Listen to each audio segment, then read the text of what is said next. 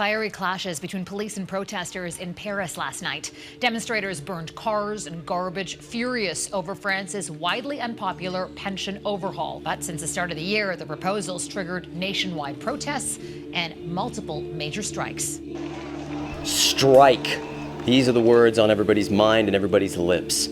Labor is coming back. People are organizing together and all over the world, stopping going to work, throwing off their hats, flipping their name tags in the air, and not going to work, shutting down industry. They told us once and for all who was truly important, not based on who got $1 billion bailout, but by who they said was essential, who had to go on working or society would collapse. They told us that. They gave us that information, that we know who the most necessary, highest leverage people are, the people who have the most power in society.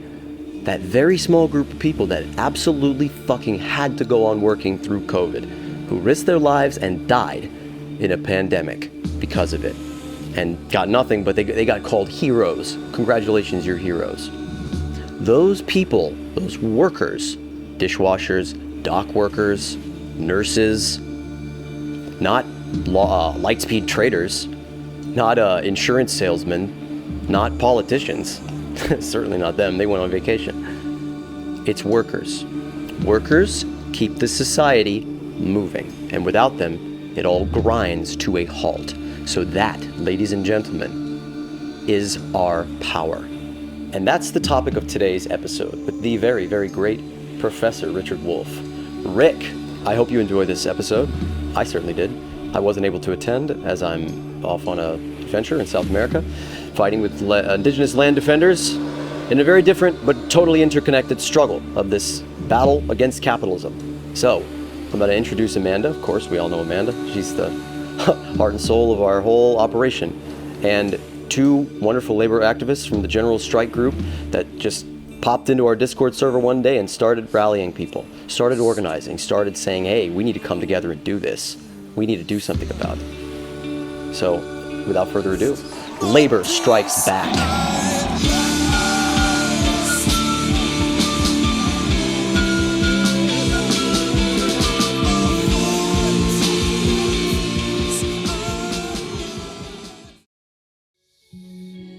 The old world is ending. And we have the opportunity to rethink everything. This is a show about the systemic problems in our world. And the real solutions we have today. To transition from an apocalyptic storm of war, scarcity, and ecological collapse. To create an abundantly advanced, collaborative society. That sustains all life.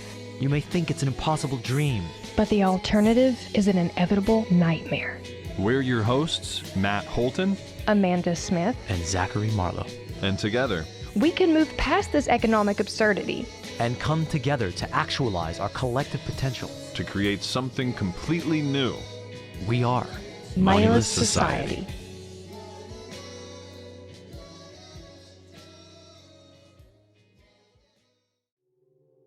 Hello, Professor Wolff. Thank you for making time out of your busy schedule to be here with us today, and welcome back to the Moneyless Society podcast. As we reiterate on the podcast often, we're here to build relationships, friendships. We're here to exemplify a true sense of camaraderie, build a community that gives way to effectual mutual aid so that we can feasibly transition out of this world into a better one, the one that we all here envision. As much as I would love to spend several minutes just talking to you as a friend and another person, reminding you of your inherent value as a person. I know you have time restraints, and we all do. So we'll just jump into the why we're here today, and that is to discuss the general strike in France. Now, we're going to try and do it from a base one approach, because here in America, for whatever reason, people still seem to be struggling with how to wield the weight of their labor power. And here with us today to try and change that reality is Lauren and Eliza of the General Strike US movement. And that's a growing and diverse community of people, as you would guess, supporting the liberation of the working class, but through unconventional demands, not your typical reform, which is precisely why Moneyless Society is so excited decided to be working with them in this capacity to help them get the word out. And that word being essentially the American working class has a choice, and in fact, an obligation to themselves as workers who are being neglected and abused, exploited, to their families who are subsequently being deprived, to their children who are growing up in these horribly oppressive labor systems, and to future generations, of course, all of which could be alleviated of wage slavery and scarcity-based economics, the two things that deprive the majority of life's most basic needs while propping up the 1% with all the wealth and resources, aka inequality. So having said that, I would like to refer to your most recent commentary, Professor Wolff, on your economic update playlist, Democracy at Work YouTube. All of those goodies will be linked in the description, of course. I had three key takeaways from that regarding the effectualness of the organizing and execution of the general strike in France so far. And those three things were interesting. First point, the fact that there's an allyship among all the main unions in France. That's great, because what you end up with is an entity of sorts, which is more formidable to the powers that be versus individuals trying to coalesce and stand their ground against the beast, right? And then the second one being the inclusion of anti-capitalist, which is somewhat new, arguably. And that gives way to the third point, which would seem to be a mass awareness or acceptance that capitalist hegemony influence has taken seed in their government and around the world, leading to the realization that capitalism is a problem. And any reform passed down through capitalist power structures is, of course, nothing more than a profit-serving platitude. Now, that segues wonderfully, I think, into our first point being presented by Eliza here. Eliza and Lauren, welcome again, and thank you for being here to help us have this powerful discussion. Thank you so much. I'm Eliza. I'm a former SEIU labor organizer, currently building towards a U.S. general strike here with Lauren, and we're just so honored to be here. We know we're all here together because so many of our problems in our society are tied to capitalism. Companies succeed by cutting wages and exploiting workers and our environment to maximize profit. And this is no new thing. Black slaves built our economy, and we see the effects of this racist capitalist system in so many of our institutions. Our healthcare system is designed to benefit pharmaceutical companies over patients. We have a housing crisis because there's more money in luxury housing than affordable infrastructure. So at the general strike, our goal is to fix these problems by coming together first as workers. And that's why we say the workers united against the system will never be defeated. So Professor Wolff, from your work, what do you see are the main ways capitalism is failing working people? Well, first of all, thank you all for inviting me to be part of this. I'm honored. I mean that very seriously, and pleased to be working with you towards what I know are shared objectives and shared goals. So for me, the answer is the following. Capitalism did its thing. That is, it replaced feudalism. It replaced slavery. Those were systems that could arguably be said to be worse. And so there was a kind of progress. There was a kind of moving forward by, for example, preventing human beings from owning one another, as in slavery, or from abusing the mass of people, as in feudalism.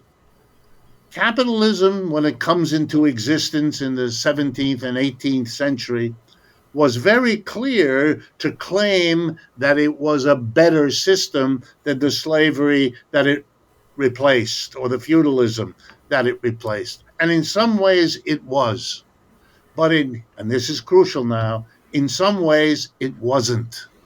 Let me explain. In slavery, a tiny group of people called masters have all the power and accumulate most of the wealth. And they lord it over, notice my word, they lord it over the mass of people who are slaves, who do the work. Feudalism is different. Nobody can be the property of anybody else in feudalism. But it's similar because a tiny group of people, the lords of the land, run everything, and the mass of people, called serfs in Europe, do the work. Now we come to capitalism. And while it's better than feudalism and slavery in a number of ways, there aren't a mass of serfs, there aren't slaves, we still have something that's similar. A tiny group of people at the top with a new name, employers, and a mass of people who do the work with their new name too. They're not serfs, they're not slaves, they're employees. And that difference isn't a big one. The employers get all the power and assume most of the wealth. And the mass of people have very little power, particularly at the workplace, and get by barely with wages that are always being picked at, as Eliza just pointed out. So for me, the problem of capitalism is we can do a lot better, and there's no reason that we shouldn't. That the same spirit of doing better that led to the slaves saying no more slavery and the serfs saying no more serfdom, that's what we're talking about in getting the employees to say the same thing about capitalism. We celebrate the slaves who knew we could do better and worked hard to get that, or the serfs who knew we could do better and worked hard to get that. And I think we ought to celebrate a working class of employees who understand we can do better and are striving to do that. Another way, to be brief, capitalism has some seriously flawed qualities. Let me give you just a couple, because I'm an economics professor. This is the sort of stuff I have to know. Every 4 to 7 years, wherever capitalism has settled in the world, there's been an economic downturn. We have a lot of words for it: a crash, a recession, a depression, a boom-bust cycle, a lot of other terms. You know why we have a lot of terms? Because it never goes away. In the 350 years that capitalism spread from England to all over the world, it never stopped having every 4 to 7 years, on average, a crash. And a crash means millions of people are thrown out of work, not because they don't need a job, not because they aren't doing a good job, but because the system crashes. Businesses go out of business. Nobody can pay taxes because if you're unemployed, where are you going to get the money to do it? So the governments can't do stuff because the private sector has collapsed. So the government's supposed to help us in a downturn, actually can't help us in a downturn because it hasn't got the money to do it. This is a crazy system. We don't want, that's not efficient. That's not a system we should bow down to. Even the capitalists know that stinks. That's why they've developed every mechanism they can think of to cope with these crashes. That's why the government rushes in, because they have been unable to stop it. And so all they can do is try to make it a little less horrible than it could otherwise have been, last a little less long than it otherwise did. And despite that, here in this new century, in 2008 and 9, we had the second worst crash of our system. And in 2020, we had the second or third. They're neck and neck. Only things worse than that was the 100 years ago Great Depression of the 1930s. The system is, to use the honest word, extremely unstable. When I give lectures to students, at this point, I break in and I look across the podium at them and I say, if you lived with a roommate as unstable as capitalism, you would have moved out long ago. Well, moving out is what I'm talking about and what you are working toward, and more power to you. And the other thing, I'll stop with this, is that capitalism is extremely unequal. Look at this. We have people like Jeffrey, I don't mean this personally. I don't know Jeffrey Bezos. I don't know the Tesla guy. It doesn't matter. But they are in control of tens or even hundreds of billions of dollars. One man. What is this? The people of the world have enormous needs. They're not being met. Meanwhile, this guy's sitting around trying to figure out what ship he can send off into space in order to amuse himself with the silly money he has. This isn't fun. This isn't reasonable. And I think we could go on and on. But capitalism, for me, is something about which I feel this: we can do better than that. Quick interruption. This will just take 30 seconds. Come on, don't skip it now. This is a shout out to the people who make this show possible, not the rat bastards who invented capitalism several hundred or thousand years ago and threw us all into this mess that we have to sort it out, but to our patrons who make this possible. I literally live on mutual aid only. I live on donations. I live on the kindness of strangers. I live on whatever this crazy world wants to throw me for doing this radical work. And all of us here at Moneyless Society, because it takes a village to do this, to run our social media pages, which you should follow and like and subscribe and all of that, to run this channel, to run a volunteer group, to try to do things, to run projects, to actually put food in people's mouths and connect people with people, to do what we're talking about, starting small. So our patrons really help us out and make this possible. Literally saving me at certain times when I had no money, like the Patreon supporters that we have who believe in this show, not just the show, but the vision behind it, a larger vision of us beyond money, of us helping us, of a future that we live in together and that we create. I just want to thank Alex Vito Fornino, Alex Fink, two Alexes, Matthew B. Little, and Ryan Kronowski. You guys personally helped me humongously on this crazy expedition, like running out of money in South America. Like, I was saved by our patrons. So subscribe on Patreon. It really means a lot.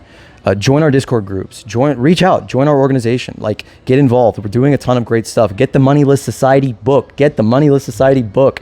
Get your ass educated. Go deeper. Watch more of our shows. This goes way further than this conversation. There are so many solutions. There is an ocean of alternatives, and we are just taking our little pinky toe and putting it in there. Anyway, back to our regularly scheduled radical programming. Thank you guys. Love you all so much. Over and out. Lovely, and everything I think we could have hoped to have heard from you. On that note, we'll pass it over to Lauren. You're on. Thank you, Professor Wolff. That was so awesome to hear, and thank you for being with us. Next, we've laid out some of the key problems as you see them, and so I want to just talk about what is the solution here. Under the system in which we all live, capitalism, we at the General Strike, and I think we might be aligned here, feel that our labor is one of our greatest powers in controlling our futures. And when I say we, I mean people who have to work to survive. We create the goods and the services, which make the 1%, the CEOs, the bosses wealthy. If we want to change the way we live, we have to change our behavior. If we stop working, we stop the system that is running us over every day. I really believe that we need a strike to take back our power and remind those in charge that we exist and we deserve our fair share of the pie. And at the General Strike, we believe that a strike is necessary to get us there. So from your perspective, what role does a general strike play in improving the lives of working people? And how can the general strike be a tool to move us towards a more just system? Okay. I'm glad to try to give you that as an abstract idea. But before I do, let me assure you that it is more than an abstract idea, even though that's what we're going to be talking about. It's abstract because we're not quite there yet in the United States, as I'm sure you know better than I do. But in France, the country, my father was born in France. I speak French since I've been a child, and I follow what goes on there. In effect, they've had a general strike for many weeks now. They have all their unions are together, and the students have joined them, and the population is behind them. The polling of independent polling companies indicates that between 65 and 70% of the French people have been steadfastly behind this strike, these actions, demonstrations, strikes, all kinds of range of activities, but showing that the majority of the people are saying something very profound. Namely this, and this is not properly reported in the American press. The French government, the ruling class of the French businesses, has made a mess of the French economy. And one dimension of that mess is the broken budget. They spend more money than they tax. It's a little bit like the United States in that regard. Okay, and they've been borrowing a lot of money, building up the country's debt. kind of like the United States. And they don't want to keep doing that because that's costly. That if you keep raising the debt, then you have to tax your people more and more to pay off the interest on that debt to whoever you borrowed the money from. It's a simple rule of the capitalist economic system. So they wanted to stop borrowing money, and they had to come up, therefore, with another way to manage their budget, and they came up with one. They're going to deprive elderly workers who normally, under French law for decades, have the right to retire at age 62, say to them, you cannot retire, even if you have paid into your pension in their equivalent of the Social Security system for your entire working life. You've made all your plans, you've arranged where you live, your relationship to your children, all the rest, to retire at 62. No, President Macron says you won't be able to. We're going to keep you working another 2 years until you're 64. During those years, you will be putting money in to the pension program, like all workers do, instead of pulling money out. In simple English, solve the problem that the ruling class messed up its budget on the backs of the working class. And everyone in France knows it. You can't hide it. You know why? Because all the language of the big fancy press making it look like, in the words of President Macron, we are reforming the pension system. No, you're not. You're ripping it off because they have socialist and communist and anti-capitalist newspapers and schools. They can give a different interpretation. And so the people of France get, oh yeah, they're taking away my pension. And they're fighting back. And the French government is shaking like this. Around the world, many countries have decided that the French government is not going to be there much longer. So they have taken the notion that a general strike, we won't do business as usual. We won't either go to work or we'll stand in the street, or the French have been standing in front of the trains in the station so the trains can't go in and out. They're taking a whole host of steps. And those steps are teaching a profound lesson that you all have to take to the American people. If the workers don't cooperate, this system stops. It's a recognition of the power. If you have that power, which the American working class does, then the only remaining step is to show everybody that you have that power, to make the power real. And the way to do that, and to make the capitalists, the employer class, sit up and pay attention, is to withhold your labor. Look, the pandemic taught this to Americans. In a weird way, suddenly every employer realized, if my workers don't come to work because it's too dangerous, I have to have a mask, we were all terrified of COVID-19, I can have the most beautiful machines, the most beautiful workplace, the most fantastic shrubbery around it. I don't get anything done. I don't make a nickel. There's no profit. There's no. The one thing I can't do without are the workers. Not only the workers that I employ, but the workers who made those machines that I need. Those are just other workers. This experience, if you can develop it, of going and saying, we're not going to give you our labor until you give us the respect, the income, the conditions of work that a decent life at this point in human history entitles us to. And we have the power to make that point. And you have to worry. They have power too. They have the power of the police and the military. They have the power of controlling the media. Those are powerful tools. Not enough to defeat us, but powerful. And we therefore have to organize to do it. But I think you've chosen a right time historically, because look, this morning, all the writers who make movies and all the writers who do those television program scripts, they just did what millions of workers. We've all been reading about Starbucks and Amazon and Even my colleagues, college teachers around the country, are going on strike. They are withholding their labor, and they're getting incredible settlements. Not always, not every struggle is won, but often enough that it's a clear sign that's a way to go. And those people haven't gotten the kinds of gains they're getting now by not striking over the last 10 years. That's part of why they're striking now. They've built up needs that have gone unmet. So I think you're at the point where you can honestly say to yourself, it's your time in history. It's the time of this working class. It has every right to complain about an economic system that can't provide them with food at an affordable price, or adequate housing, or the medical care that ought to be a birthright of everybody. You know, my family is French. I was a professor at the University of Paris for a while, some years ago. When I got my job as a professor, I got a little card. Whenever you go to a doctor or a medical clinic or a laboratory to get a strep test or whatever you might have to get, you show your card.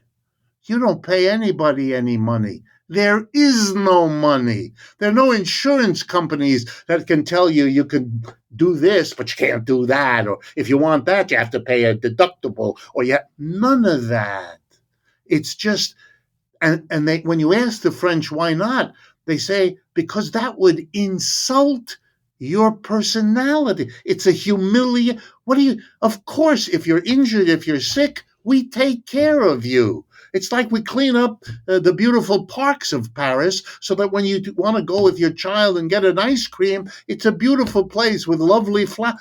Of course it is. We're not going to let there be, garbage strewn on the meadow, because that destroys the experience, the lives we lead. Well, medical care is the same thing, as is housing, as is food. Instead, in capitalism, you leave those things in the hands of people who tell you honestly, profit is why we're in business. Profit is the bottom line. I take them at their word, but I don't want the food of this community, or the housing of this community, or the medical care of this community to be handled by people whose objective is something else. That's the problem, and that's why we can do better than capitalism, and withholding our labor, a major tool to get us into that direction. I'm sure we couldn't all agree more with that. Now, in the last segment of our discussion here, I'm going to try and help us wrap up with 2 micro points. Well, one's larger, arguably. Before we run out of time, though, I want to go ahead and throw it out there. One of the things that these ladies here are employing with the community they're building, the movement they're trying to catalyze, is called a general strike card. And in case you haven't heard of it, and for all of our listeners, this general strike card is something that you can employ on your own website with your own groups, but also individually, you can just simply sign it. And that's the first step of your dedication to this movement and participating in it as, hey, someone who is on board with helping build the mutual aid that's needed to make it effectual and just, learn and spread the word and whatnot. So, of course, we would all here like to invite you to take a look at the General Strike Card, Professor Wolff, and see if you'd be inclined to sign one. I'm sure that would put a lot of momentum into what they're trying to do here. But we'll be sure to share the link with you.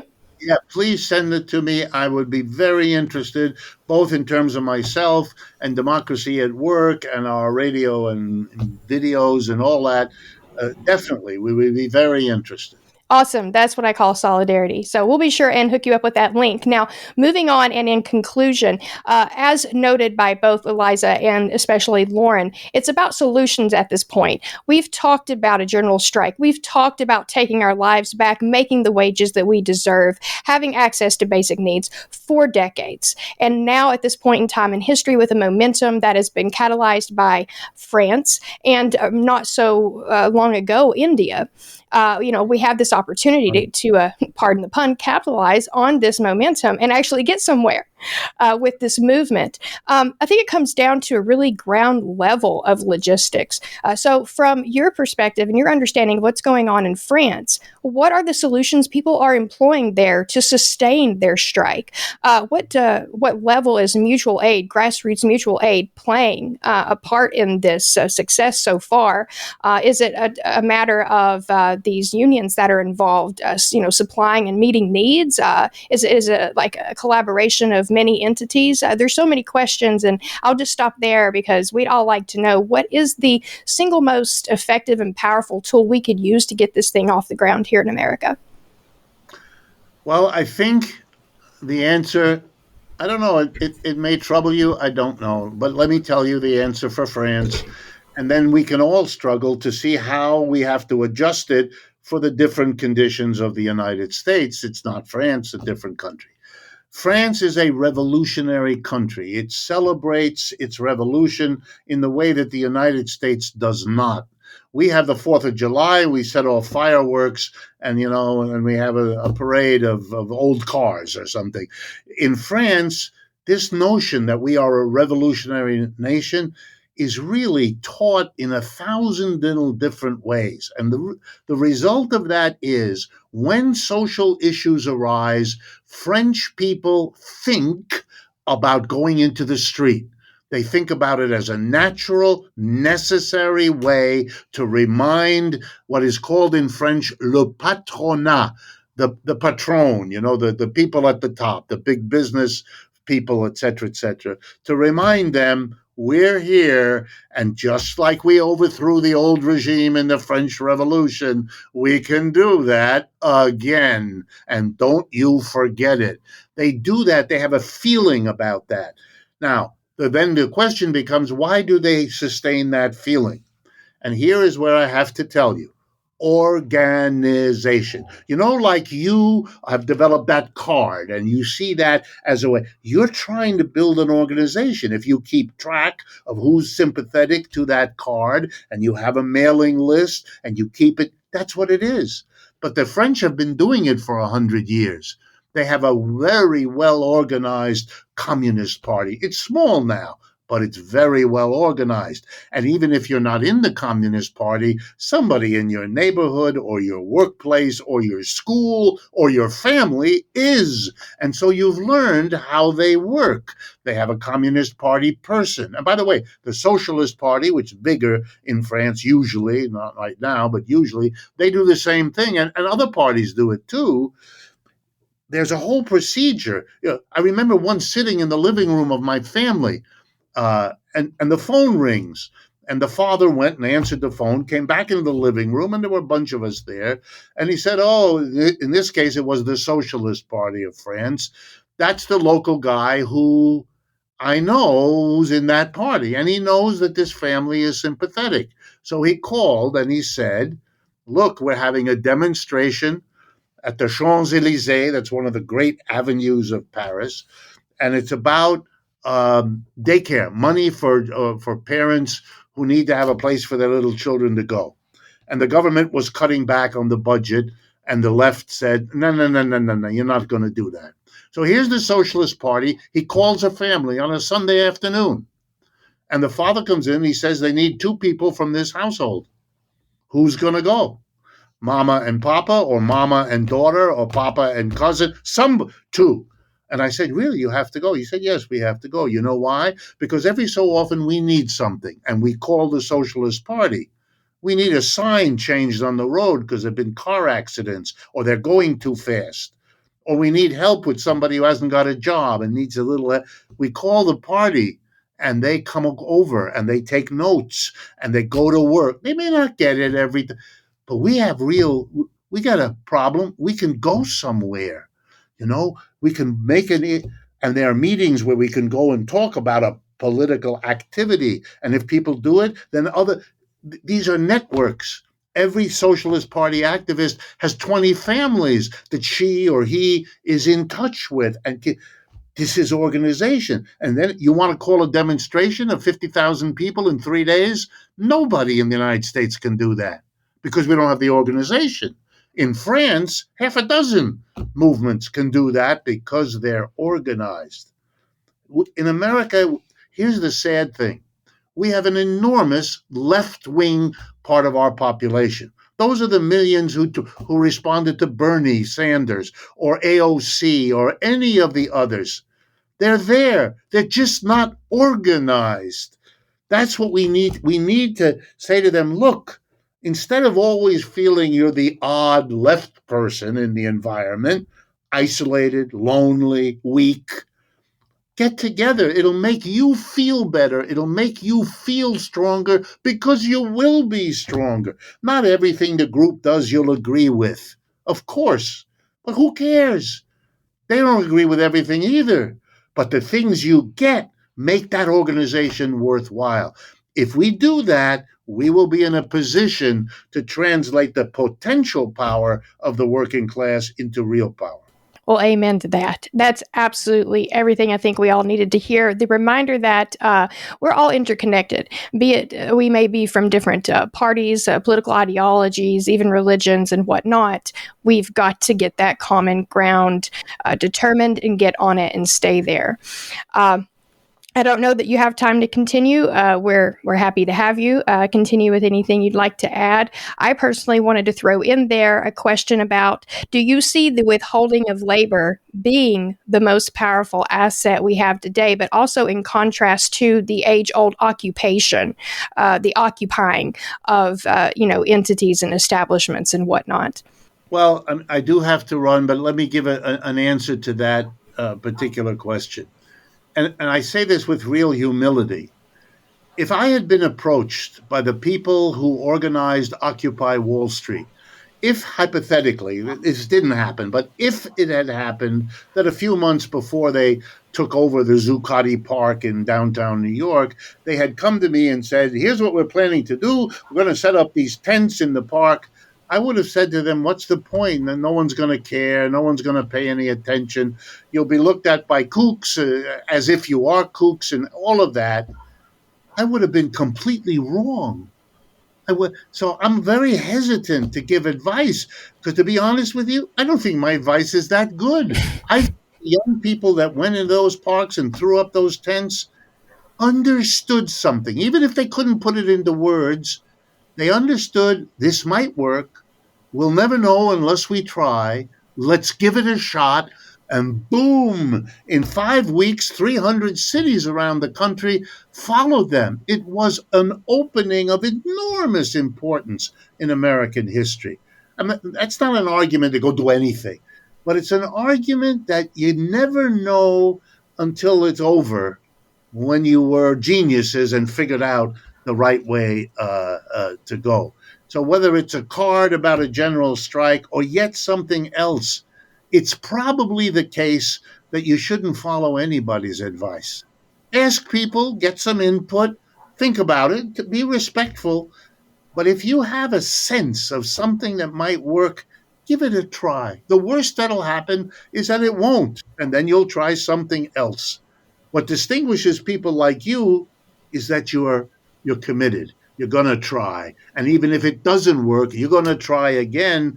And eventually, look, in France, before the pandemic, a few people protested a rise in the fuel tax to fill up your car with gas. And to symbolize, they took the yellow jacket. In France, it's the law. You have to have in the trunk of your car certain safety things in case you have a roadside accident. One of them is a yellow jacket that reflects oncoming light. So if you have a problem at night, a car coming up, the reflection from that jacket will show the driver to be careful because there are people in the street. And the guy thought, that's something we all have in common. Every French person has to have that thing in his or her car. So it's a uniform. Who would have thought that? Put the yellow jacket on. Beautiful. It becomes an incredible movement that was the rehearsal for what we're seeing in France now. So have the confidence in yourself. If you have the commitment, the worst that'll happen is you'll discover that what you tried isn't the thing right now, and you'll go on and try another. There are millions of people out there looking for a way to express how they feel with others. You are the people showing how that might be done. That's an invaluable service. Well, on that note, you and your team are obviously making immeasurable impacts on society and individuals alike. We thank you again very much for being here with us today, Professor, and for extending your time a little bit, too. We'll be in touch. Thanks again so much. It was great seeing you, Professor, and I hope we talk again really soon. There are some who are asking why we would need a general strike. I was simply asked to read this by a friend. She said that she is a single mother of 4, and she is being crushed by stagnating wages and rising prices. I myself am experiencing the exact same thing. I'm making $18 an hour. My monthly income is halved by rent, on just rent alone. And I'm not alone. I know many of you out there are suffering the same exact situation. And that is why we need a general strike. So please join us. GeneralStrikeUS.com. There will be a link down below. Look, I have not been posting a lot because I have been incredibly tired. I know a lot of you guys are tired too. We've got stagnant wages and the cost of living has increased astronomically and there's no end in sight. So I wanted to let you guys know that there is a strike being organized. You can go to GeneralStrikeUS.com and check out the page. Sign the strike card. All we're doing is we're staying home. There's no need to head to the streets. If you need aid, you can check out through mutual aids in your local community, or I believe there are some links on that website as well. I am tired. I know you guys are tired. It's time to rise up. It's time to do something because enough is enough. It's time to stand up. We've done it before in the US and we can do it again. We can come together to affect change. Hey you, ever been interested in joining the general strike or figuring out what's up with mutual aid and how to do it? We have a live tonight on this channel, 5 p.m. Mountain Standard Time. If you're interested, please join. We're gonna have a lot of fun. A lot of my comrades and allies are talking about why they're ready for a general strike, and I wanted to throw my hat in the ring. If I had to choose a certain point, honestly, just be sometime in 2020 when everything was falling apart, but this has been a long time coming.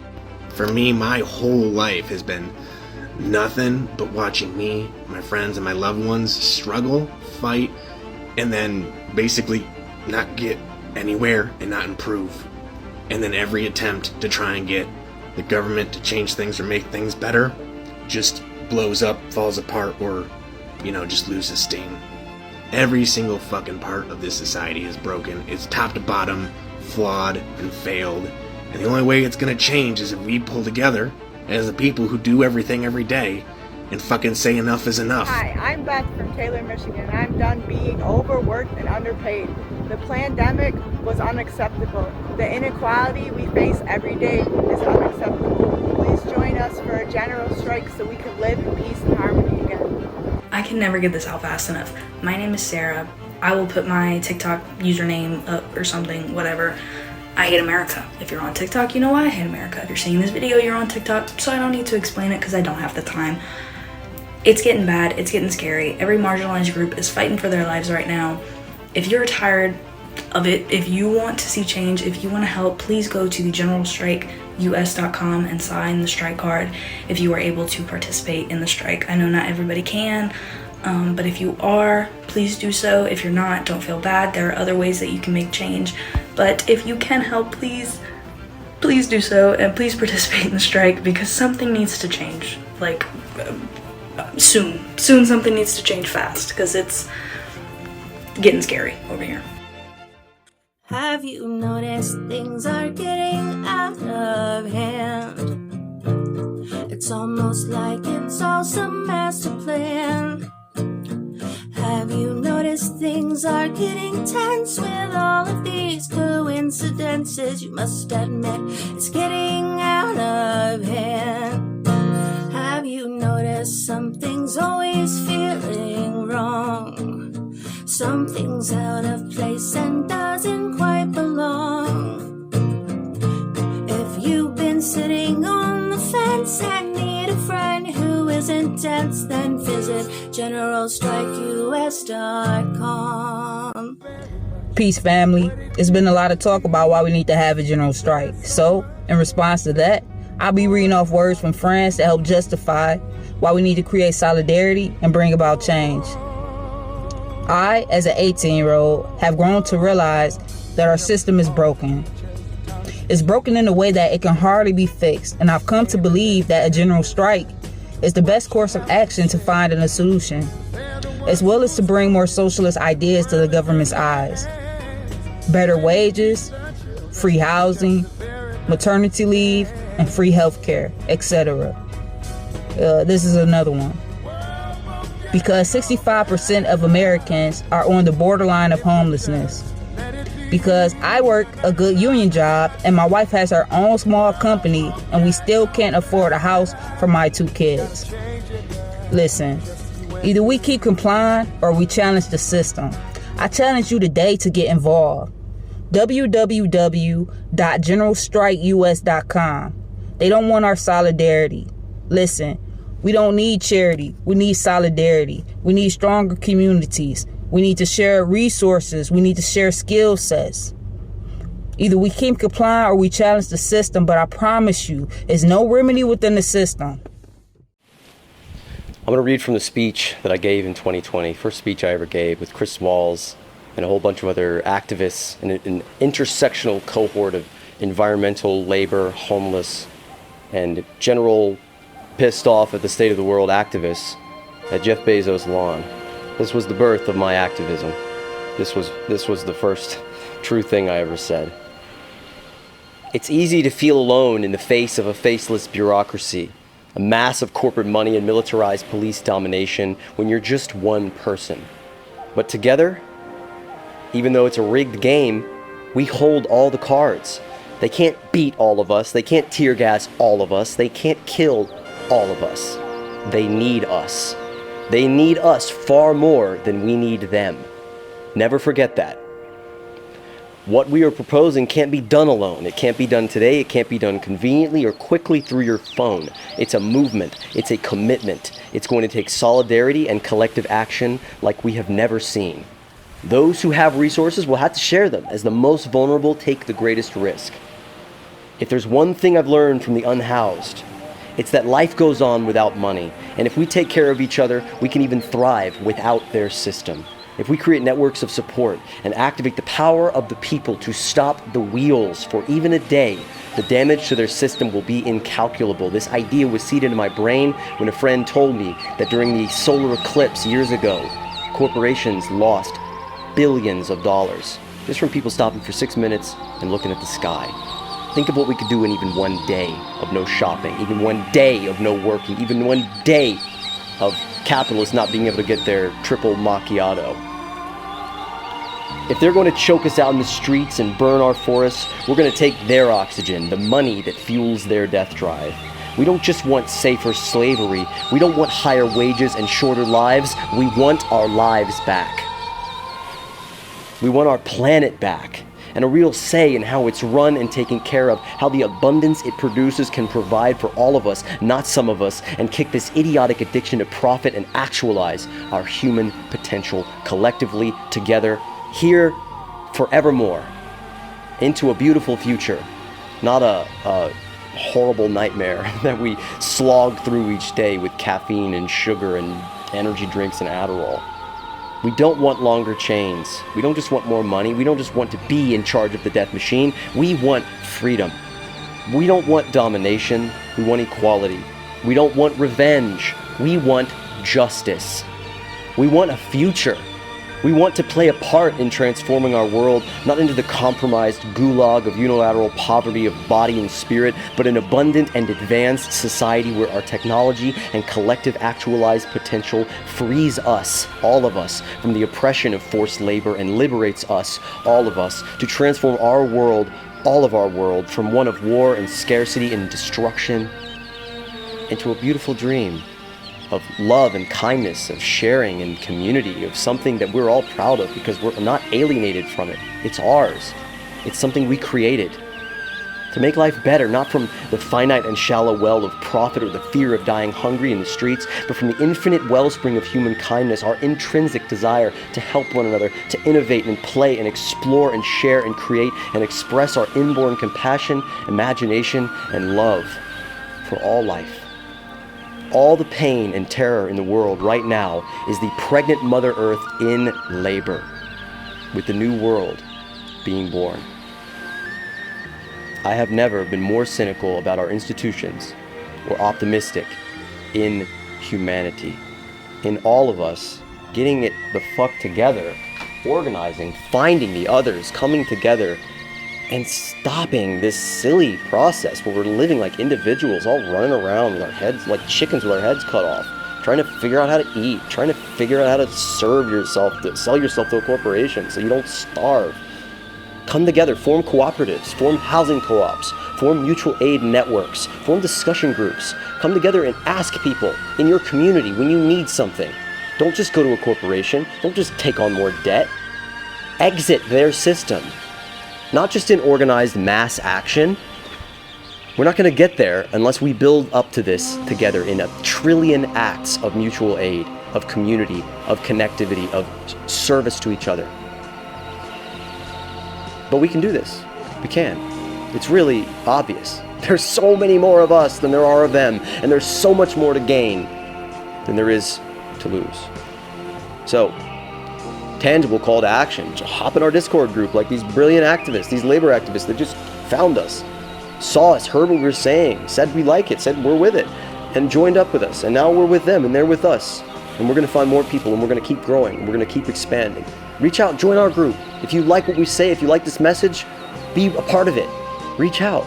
This isn't over when the screen ends and you like and share and subscribe and donate to our Patreon and all that stuff that we really need you to do, because this is our labor, and it's a labor of love. Check out our other videos. If you just came here for Richard Wolff, I don't blame you, but we have a whole lot of brilliant guests and speakers and topics and episodes. We are breaking down this system in a fundamentally new way and paving a new path forward. Really, a new path, a new system, a new way of thinking, a new us. All right.